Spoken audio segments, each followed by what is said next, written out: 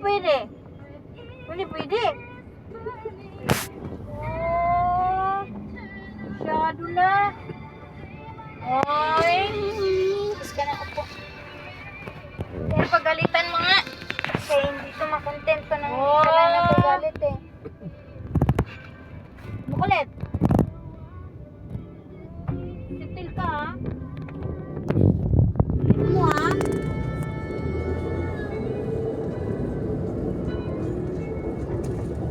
Ulala. Ay, nako, Francis. Hindi pwede yung ganyan mong style.